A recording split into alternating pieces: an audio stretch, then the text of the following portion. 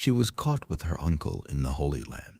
The scandal nearly destroyed a crusade and toppled two kingdoms. They shared royal beds with kings, but their hearts and bodies belonged to dangerous strangers. In the Middle Ages, queens were supposed to be symbols of purity, loyalty, and divine order. They were crowned in cathedrals, blessed by priests, and displayed before their people as flawless jewels of dynasties. But behind closed doors, in candlelit chambers and hidden gardens, some queens risked everything for forbidden passion. These weren't just affairs of the heart. They were secrets that could topple kingdoms, spark wars, and rewrite history itself. Eleanor of Aquitaine was no ordinary woman. Born in 1122, she inherited one of Europe's richest regions and became Queen of France at 15 when she married King Louis VII. She seemed destined to be the perfect consort, radiant, cultured, and politically powerful. But beneath the silks and jewels, Eleanor burned with dangerous desires. Her marriage to Louis was doomed from the start. The king was pious, timid, and more interested in prayer than pleasure. Eleanor loved music, poetry, feasting, and the intoxicating company of troubadours. She surrounded herself with artists and knights who sang of courtly love, a culture of passion and romance that swept through southern France. Whispers spread that Eleanor encouraged these poets not only with gold, but with her body. On the Second Crusade, when she followed her husband to the Holy Land, the rumors exploded into scandal. Eleanor was spending too much time with her uncle, Raymond of Antioch, a handsome, charismatic prince who commanded the Crusader fortress. The way they rode together, laughed together, and disappeared into private chambers shocked the entire crusading army. Contemporary chroniclers wrote that Eleanor and Raymond were seen leaving feasts together, their hands lingering too long during formal greetings. Servants reported finding them alone in his chambers after midnight, their clothes disheveled, her hair loose around her shoulders. The scandal became so intense that Crusader lords demanded Louis take action against his own wife. But the most damning evidence came from Eleanor herself.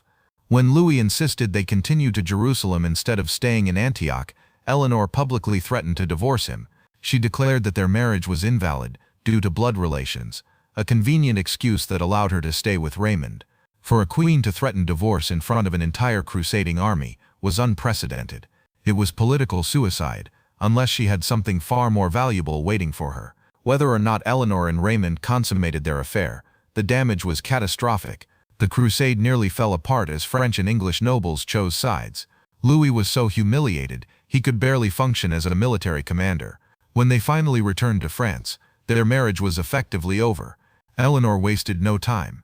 8 weeks after her annulment from Louis, she married Henry Plantagenet, a fiery young duke who would become Henry II of England. Their union wasn't just political, it was explosive, passionate, and scandalous. Eleanor was 30, Henry was 19, and their chemistry was so intense that chroniclers struggled to describe it in acceptable terms. But even with Henry, Eleanor couldn't stay faithful. The most persistent rumor involved Geoffrey, Henry's own bastard brother. Court observers noted how Eleanor's eyes followed Geoffrey during royal ceremonies, how she insisted he be given prominent positions despite Henry's objections, and how they were often found in deep conversation in locations where a queen shouldn't be alone with any man. Geoffrey was everything Henry was not, gentle where Henry was brutal, scholarly where Henry was impulsive. He wrote poetry, played music, and treated Eleanor with the courtly respect she craved. Palace servants whispered about midnight visits to Eleanor's chambers, about love songs composed in her honor, and about stolen moments in the castle gardens when Henry was away on campaign. The affair became so obvious that even foreign diplomats reported on it. The Bishop of Poitiers wrote to the Pope describing Eleanor's unseemly attachment to Geoffrey, warning that the scandal was undermining Henry's authority. French nobles openly joked about the English queen who couldn't resist forbidden fruit, even when it belonged to her husband's own family. But Eleanor's most dangerous passion wasn't Geoffrey, it was power itself. She began using her beauty and charm to build a network of lovers and allies across Europe. Young knights competed for her attention, knowing that Eleanor's favor could advance their careers. Troubadours wrote increasingly explicit songs about her desires, and Eleanor rewarded them with gold and private audiences that set tongues wagging throughout Christendom.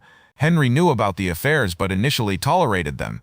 Eleanor gave him 8 children and managed his territories brilliantly while he campaigned.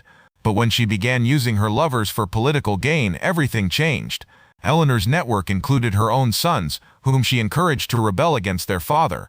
She promised them support, funding, and military alliances, all gathered through her web of romantic conquests. The breaking point came when Henry discovered love letters hidden in Eleanor's private chambers.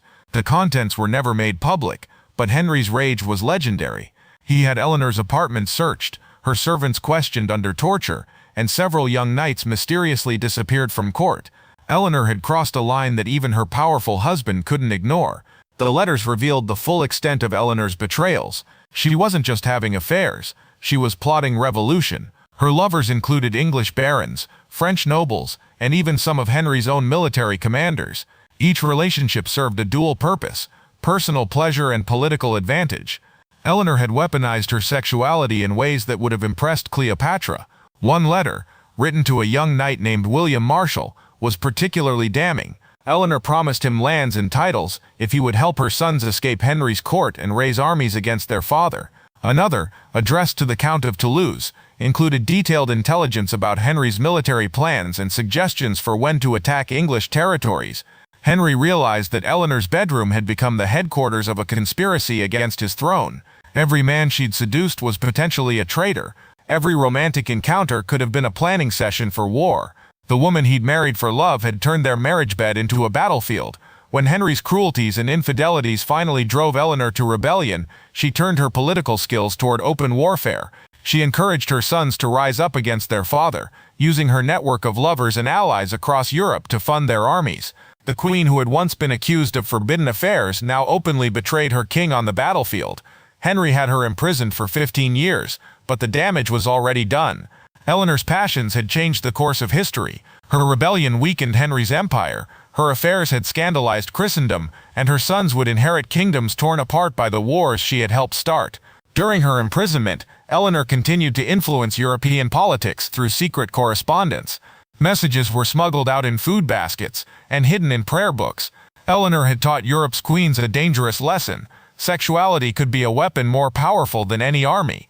The French court began referring to Eleanor as the Queen of Love and War. Young noblewomen across Europe studied her tactics, learning to use beauty and passion to gain influence. The cult of courtly love that Eleanor had championed became cover for political intrigue throughout medieval Europe. Even her enemies respected Eleanor's audacity. The chronicler Gerald of Wales wrote that Eleanor wielded more power from her bedchamber than most kings commanded from their thrones. Her ability to combine personal desire with political ambition had redefined what it meant to be a medieval queen. After Henry's death, Eleanor was released to become one of Europe's most powerful figures. As mother to Richard the Lionheart and King John, she ruled England as effectively as any king. The whispers of her loves and affairs had become legend, but Eleanor had proven something revolutionary: that a medieval queen could follow her desires and still claim power. Think modern royal scandals are shocking? Eleanor of Aquitaine was having affairs, starting wars, and destroying kingdoms for love 8 centuries before tabloids existed. She didn't just break the rules for medieval queens, she rewrote them entirely. Her story proves that even in the most restrictive times in history, some women refused to be silent ornaments. They chose passion over piety, desire over duty, and in doing so, they changed the world forever. If this shocked you, smash that like button and subscribe for more dark royal history. Comment below, which scandalous queen should we explore next? Hit the bell for notifications. Thanks for watching.